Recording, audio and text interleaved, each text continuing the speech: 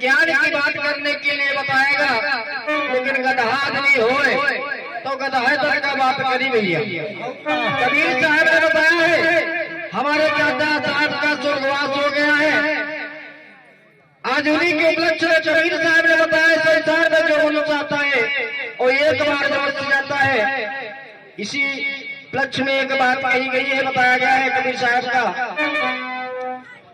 हाँ और सैया निकासी गए, इस आत्मा को सैया कहा गया है। और सैया निकासी गए और मैं लड़ी थी सैया।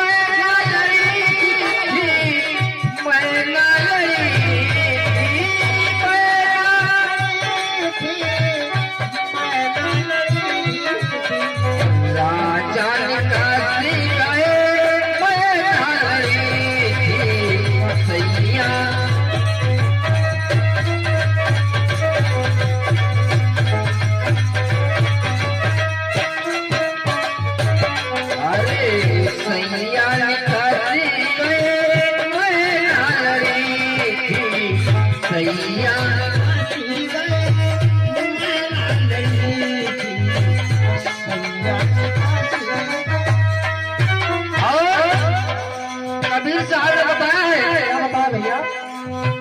शीशु महल के कसी दरवाजे, शीशु महल के कसी दरवाजे,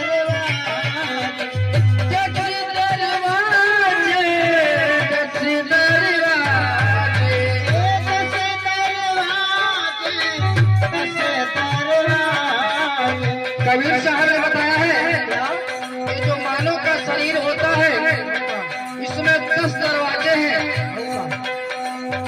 शीशु महल के 10 दरवाजे, शीशु महल के 10 दरवाजे। ना जानी कोई फूल करी थी सैया निकासी गए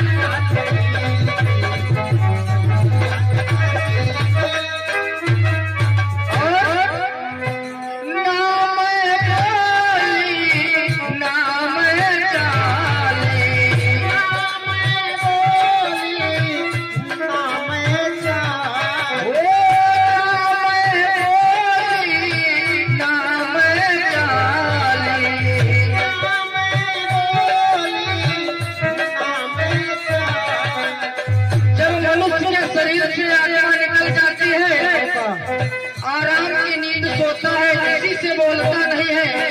बहन रोती है, बेटी रोती है, लेकिन उसको किसी से कोई मतलब नहीं होता है। इसलिए बताया गया है ना